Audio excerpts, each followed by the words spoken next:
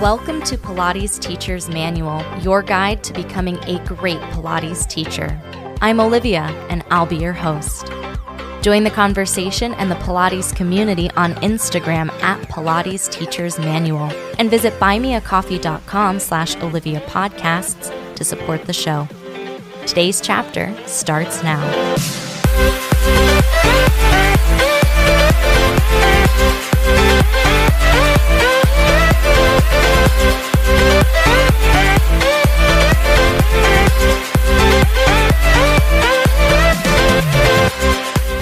Hello, everybody. Welcome back to the podcast.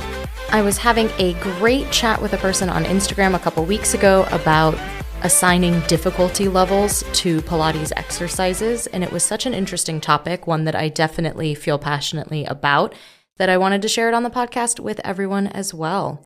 So the big question is, what contributes to an exercise's difficulty? What makes an exercise an advanced exercise, or what makes one version of an exercise easier or harder than another person? In my opinion, through my years of teaching, through all of the classes that I've taught, I've developed a bit of a scale for myself. It's not universal, but I do think that many teachers would agree that there are three main dimensions of difficulty in Pilates. And there's several ways that we can dial each exercise up or down by manipulating those three dimensions. I consider those dimensions to be strength, flexibility, and coordination or control. And we can add or decrease challenge in each of those dimensions or in one or more dimension at a time, and that will change our students' experience of the exercise. Some of the variables that impact those dimensions are things like the length of the lever, the base of support, the equipment settings if we're using equipment, the exercise complexity, and the range of motion known as ROM. A longer lever is heavier than a short lever, which is why single leg stretch from the series of 5 or the ab series is more challenging than marching with both of our legs bent. A long straight leg is heavier than a bent one, and our legs and arms are our levers. So if a person in class is struggling with the strength component of the exercise, that's the dimension that's really challenging for them. It's difficult for them to have a straight leg. Bending the leg, shortening the length of the lever will make the exercise easier for them in that moment.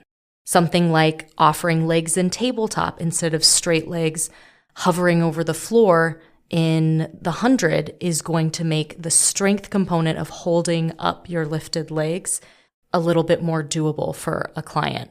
Things like putting your knees down in plank, things like holding hand weights closer to the chest versus extending them out in front of you with a straight arm. Those are all ways that we can adjust the lever length in the exercise. And then the flip side of that is if someone wants more challenge in the exercise, adding a longer lever, adding wrist weights or ankle weights to exercises, changing the length and the weight of the lever is going to make that exercise harder with a longer, heavier lever arm. Legs are also lever arms, but the term is lever arm. Sometimes the lever arm is an arm, but sometimes it's a leg. Changing the base of support is another variable that we can play with as teachers. For something like shoulder bridge, for example, having your arms by your sides while you do a bridge is widening the base of support because the weight of our body as we're lifting our hips can be distributed across the arms as well as our shoulders. So lifting your arms towards the ceiling while you do a shoulder bridge narrows the base of support. Doing a shoulder bridge with one foot on the floor, one leg in tabletop or lifted in some way is also making the base of support more narrow. It adds a strength challenge because if you're lifting your hips with one leg instead of two, that is lifting 100% of you with half of the legs. So that's obviously more challenging from a strength perspective. And it also challenges balance because now instead of having a wider base of support that is more stable, if you're on one foot or if you're on shoulders or if you're on a bosu on your foot or your shoulders, it's going to become more wobbly. So there's also a coordination component. And I do want to point out that the variables themselves are not mutually exclusive at all. Usually when we change one, it impacts more than one thing. We know that. Our bodies are complicated. We do it all the time. I still think it's a useful framework, even though you can't 100% isolate anything, but we can't 100% isolate anything in life. So I think it's okay. Changing the equipment settings also changes the challenge. If you do footwork on more springs, it is more difficult to move the carriage. You have to work harder to push the carriage out in footwork. Doing some exercises on lighter springs also is a strength challenge. Think about trying to keep the carriage closed when you're bridging on a really light spring. The hamstrings, the muscles in the backs of our legs that are pulling the carriage into the bumper for us in the absence of spring tension, have to do a lot of that work. Otherwise, the carriage goes away from the footbar. When you're working at the tower or the Cadillac or the springboard, attaching the springs at a higher point will feel different depending on how you're pulling the spring than attaching the springs at a lower point, right? A bicep curl with your springs attached very low so that you're stretching the spring more is going to require more strength than having the spring strung at shoulder height when you're doing that same bicep curl. You can see the spring doesn't stretch as much. Changing the height of the foot bar is also changing the angle. So if you think of any plank that you're doing on the reformer, having the foot bar at the highest position is going to be the easiest version in terms of load in the shoulder for the person doing the exercise because the angle is higher, right? It's like doing a wall push-up versus doing a push-up with your hands on the ground.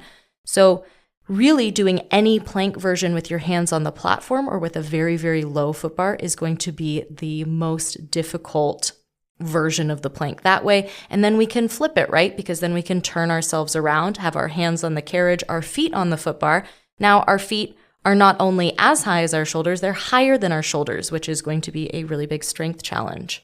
So changing the angle of the foot bar, changing the springs while you're doing that plank. Planking on 3 springs and planking on 1 spring are 2 very different exercises. Targeting different parts of the body, certainly, but definitely changes the strength perspective. You can also add equipment to change the challenge. So maybe you're doing a mat exercise and you don't have spring tension and foot bars to play with, but like I mentioned, doing shoulder bridge on the Bosu. If your head and shoulders are on the Bosu and that's the only thing that's on the ground, I mean, you've got maybe 1, maybe 2 feet on the ground when you're doing your shoulder bridge, it's going to be very wobbly, and that is a coordination challenge. Think about doing dead bug or any marching exercise lying on a long foam roller, right? We've added this piece of equipment. That piece of equipment moves, which definitely adds to coordination, definitely adds to a strength challenge. But adding equipment doesn't only make things harder, it can make things more supportive as well. Think about doing swan on the long box on the reformer versus doing swan on the chair or swan on the barrel. The chair and the barrel have a much smaller base of support. So by changing the piece of equipment you're doing the same exercise on, that is going to change the difficulty as well. That's actually something I really love about Pilates because you can do the same movement that a client is familiar with, but in a different place, in a different way. And even though the movement is familiar, the challenge is different. You can also add and subtract complexity to make an exercise more or less challenging. Take something like the exercise coordination on the reformer. Instead of arms long, legs long, hold the carriage still with the arms, legs open, close, bend the knees first, bend the elbows second, like that's a very complex choreography with lots of steps. You might start with a simple supine arms tricep press. You've got hands in straps, legs in tabletop, elbows straighten and bend, right? Tricep press, we got this. Then you can add in arms long and reach the legs over the foot bar. So everything long, everything bends. Everything long, everything bends. So it's getting more complicated. Then we add in the legs open, close. Then we add in knees bend first, elbows bend second. But you can add challenge or subtract challenge by increasing the complexity of the choreography. Exercises like seal, crab, and boomerang on the mat are just rolling back or rolling like a ball, but the complexity has been dialed up. We're now doing things with our arms and our legs. We're clapping our feet. We're crossing and uncrossing our ankles. We've got straight legs instead of bent legs. Coming up after the break, I'll talk about that last variable, range of movement, as well as why I see all exercises as a spectrum and a couple variables that we want to keep in mind as a teacher, but aren't necessarily the ones that we play with. That's coming up next.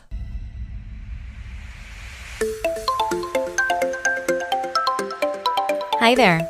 I hope you're enjoying today's chapter so far. There's great stuff coming up after the break, too. Be sure to subscribe wherever you're listening and visit buymeacoffee.com/Olivia Podcasts to support the show.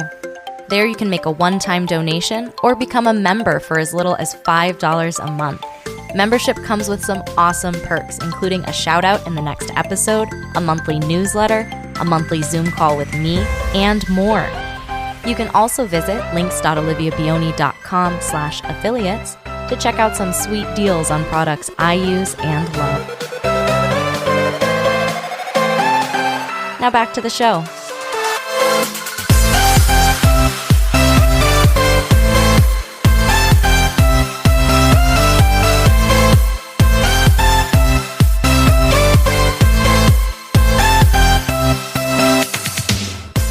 One more variable that we can play with as teachers is range of motion, or ROM, and it's one of the easiest dials, I think, to play with, and one of the ones that was like the first one I felt comfortable with kind of adjusting on the fly when I was working with people as a new teacher.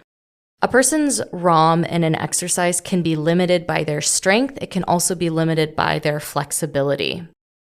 If you look at, in Matt Pilates, Joseph Pilates' version of the side kick, it's a huge kick. It's how far back can you reach that straight leg behind you, and how far forward can you swing that leg to nearly kick yourself in the face. That requires a ton of hamstring flexibility. That requires a ton of quad strength. That requires a ton of strength in the hamstring as you're pulling the leg backwards, as well as outer thigh, outer leg strength to keep that leg lifted. So if someone was trying to do side kick and they were having difficulty from the flexibility perspective, like maybe they can't do the split, so kicking themselves in the face is not on the table, but how far forward can they reach the leg? How far back can they reach the leg? Also from a strength perspective, like you need to really be able to control a very long lever. So you might say, maybe your side kick is just the width of the mat. Maybe your side kick is, can you kick the leg forward to 90 right in front of your hip, right? You can make the range smaller to make it easier to control. In something like scooter lunges on the reformer, where you're standing next to the reformer, you've got one foot on the shoulder block, one foot on the ground, and you're pushing the carriage back with your leg. The further you stretch the spring, the more spring tension there is. So if you want the person to press all the way back to a straight leg, it could be that they aren't strong enough to stretch the spring that much. So making a smaller range of movement will make the exercise a bit more doable. Sometimes doing a concentrated small movement with a small ROM also requires a ton of control. It doesn't mean that one leg circle is harder when you draw a small circle or a big circle, but it is different, and as a teacher, you can choose to prioritize different things based on the people in your class, based on the bodies in front of you.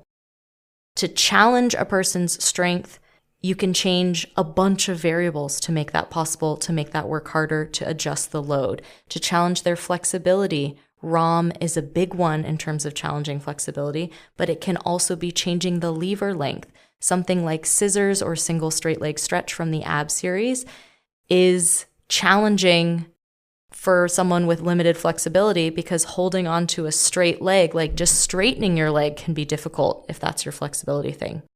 Challenging coordination could be challenging balance, could be adding that complexity in terms of the exercise, could be adjusting the equipment settings so that they have to work harder or less hard, potentially, if you're looking for a more stable surface, to support their coordination, to help them build their coordination in a fun and safe way. A variable that we don't necessarily change, but one that we want to keep in mind, is our clients' individual and personal preferences. I have clients who do not want to stand on the reformer. They're older, they have a fear, totally mental component that is their belief that standing on the reformer is scary. Now, what I can do as their Pilates teacher is introduce them to exercises where they see for themselves how strong they are, how flexible they are, how coordinated they are, so that standing on the reformer doesn't feel as scary. But I have a client who has told me outright, I do not do elephant on the reformer. I've had a bad experience. I know that it's in my head. I know I'm strong enough to do elephant on the reformer, but I don't want to do it. It's scary to me. So that's a variable that I keep in mind when I work with this client, that isn't an exercise that I'm going to include in her program because she's told me that she doesn't want to do it. There is an element of meeting our clients where they are. And if they've said, I don't like this, I have a client who says, I don't like the Bosu. And I said, okay, fantastic. Like, I don't need to fight this battle. We can challenge coordination in other ways. Like, we have so many different tools and pieces of equipment to play with in Pilates. Like, I don't need to die on this hill that you have to do this exercise that you don't want to do.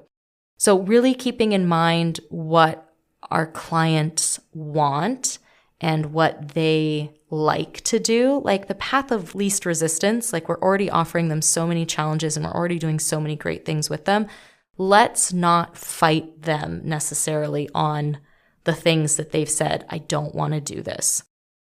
It is entirely possible that over time their preferences can change, and I wouldn't be surprised at all if my client who doesn't want to do elephant says, you know what, I think I would like to try elephant, because there is a mental component that you have to be ready to kind of take that leap of faith for some exercises, for some pieces of equipment. And I've found, again, in my experience, that it's not worth fighting the battle. I'd rather keep the client, do amazing things in other places.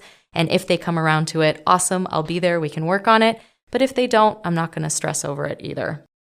There are also variables that aren't part of the exercise in terms of anatomical focus, but just the shape that the exercise is in can change how the exercise feels for someone as well. So if you think of chest expansion on the reformer, you can do it kneeling on the reformer. You can do it sitting on the reformer carriage. You can do it sitting on the long box, and they're all chest expansion, but they do have different dimensions of difficulty in terms of executing them. So you might say that, well, obviously kneeling on the reformer moves, they're doing chest expansion, it's a back exercise, back of the arm exercise as they pull the straps behind them. But kneeling does have a coordination component because kneeling on something that's moving does require some body awareness, some balance, and some ability to negotiate the load of the spring from a kneeling position.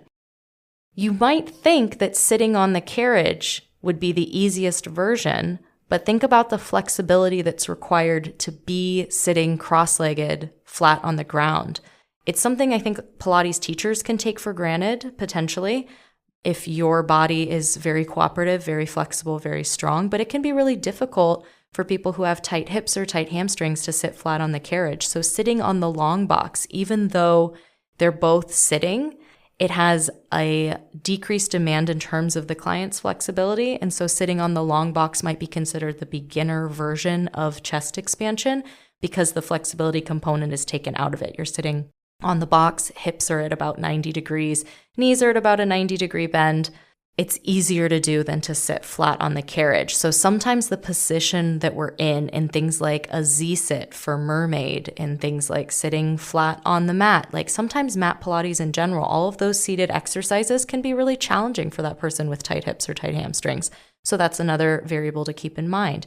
Again, maybe not one that we can change immediately, but we can make that person more comfortable by offering the box to sit on, by maybe propping up their hips with a pillow or a bolster on the mat, something like that.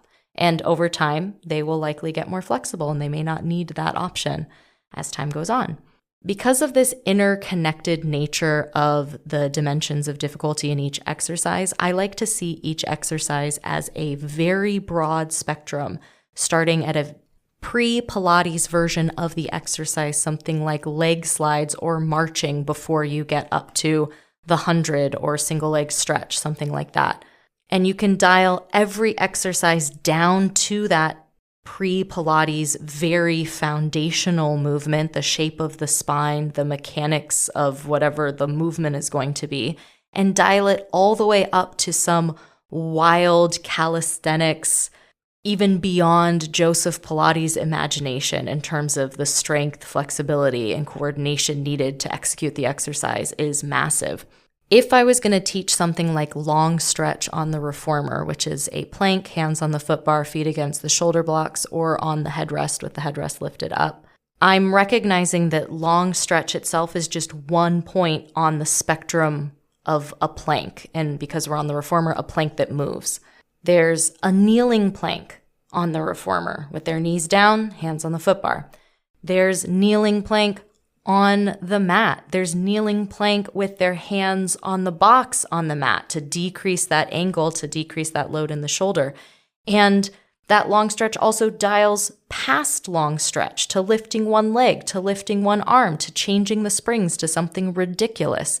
To control front, we're facing the other direction. It's still a plank. We're still moving at the shoulder to press the carriage out, pull the carriage in, and you're lifting legs there, So instead of looking at each exercise as a enclosed bubble, really seeing it as a spectrum helps me as a teacher to visualize all the ways that I can change and add variety to the exercise, to add challenge, to decrease challenge, so that I can meet every person in the class where they are and let them find the challenge that they're looking for. This is something that I feel really passionately about, and it's really informed my teaching, so I hope that it's helpful to you as well. Huge thank you to all my supporters on Buy Me a Coffee, especially to newest supporters, Shazaru6 and Lacey. Thank you so much for being part of this project. I just set out the newsletter, and I look forward to having a coffee chat and connecting with you about all things Pilates soon. Have a great couple weeks, and I'll talk to you again soon.